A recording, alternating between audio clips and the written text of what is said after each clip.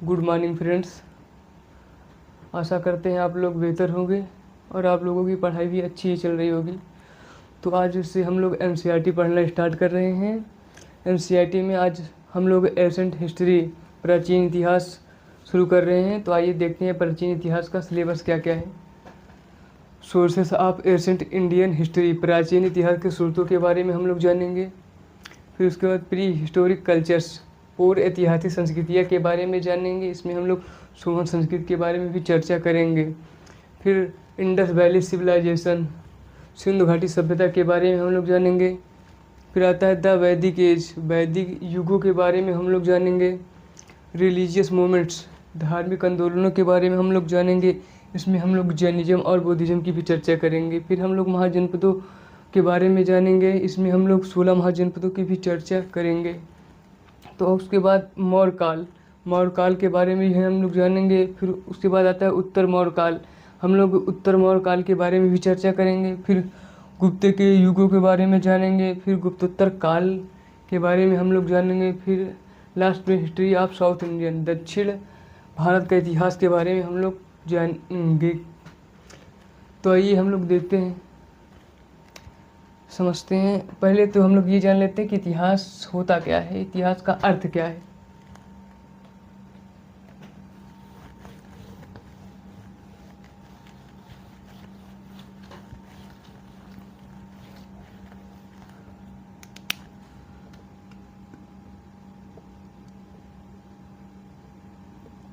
इतिहास का अर्थ पुरानी घटनाओं का अध्ययन करना ही इतिहास है। पुरानी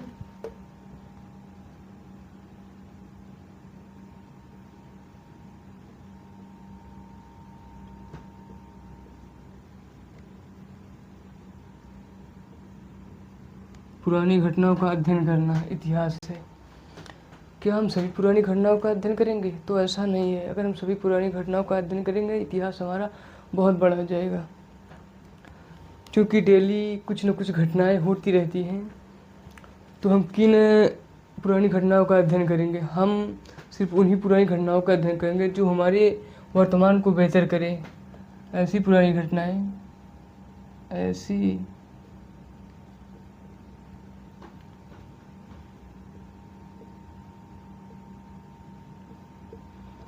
पुरानी घटनाएं जो हमारे वर्तमान को बेहतर बना सके।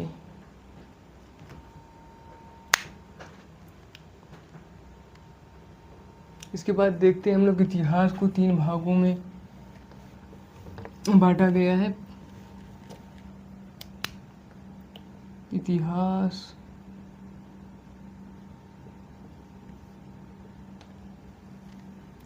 तीन भागों में बांटा गया है। पहला प्रागैतिहासिक, दूसरा आद्य ऐतिहासिक, तीसरा ऐतिहासिक।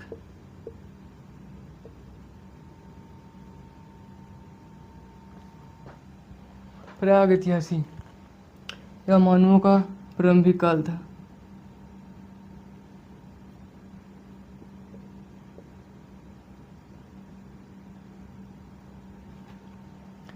मानव आदि मानव थे।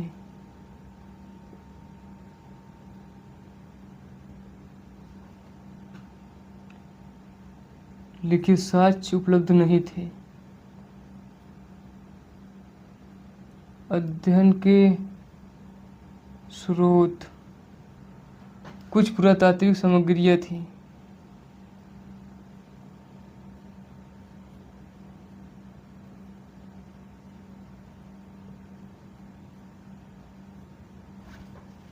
इसके उदाहरण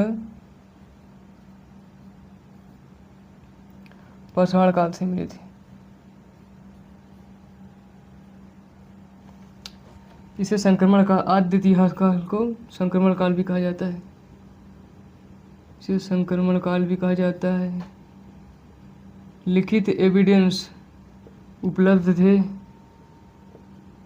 पढ़ा नहीं गया था। मानव सभ्य थे।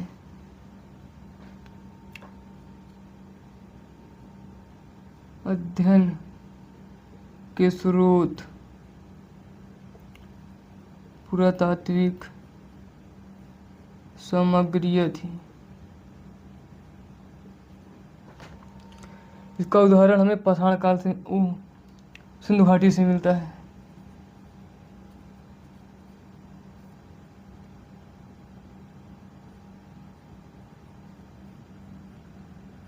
घाटी सभ्यता। ऐतिहासिक काल।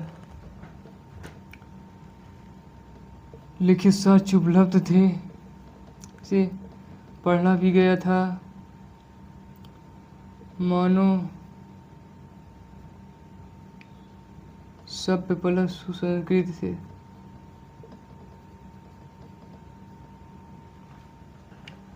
अध्ययन के स्रोत दो थे।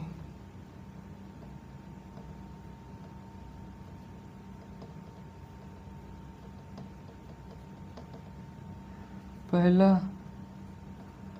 पुरातात्विक, दूसरा साहित्यिक।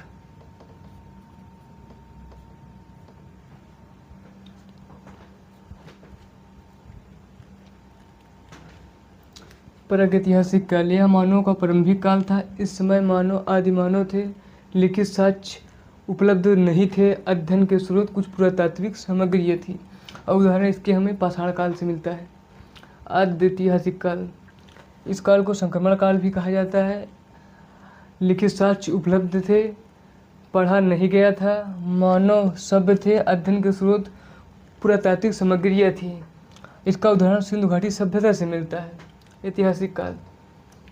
इसमें लिखित साक्ष्य उपलब्ध थे, इसे पढ़ा भी गया था। मानव सभ्य प्लस सुसंस्कृत थे। अध्ययन के स्रोत दो थे, पुरातात्विक और साहित्यिक। प्रागैतिहासिक काल को 3 भागों में बांटा गया है। पहला पूर्व पाषाण काल, दूसरा मध्य पाषाण काल, तीसरा नव पाषाण काल।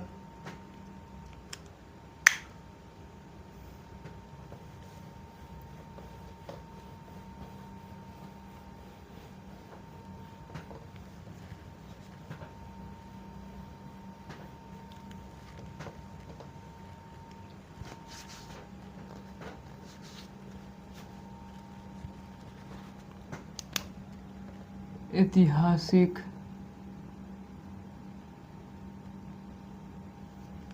इसमें अध्ययन के स्रोत दो थे। पहला पुरातात्विक, दूसरा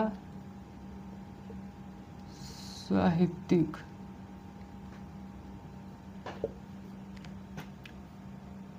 इसमें वस्तुएं आती हैं जैसे सिक्के, घर, शिलालेख,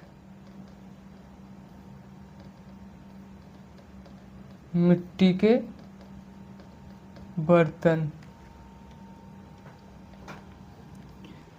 इसमें लिखित साक्ष्य उपलब्ध है।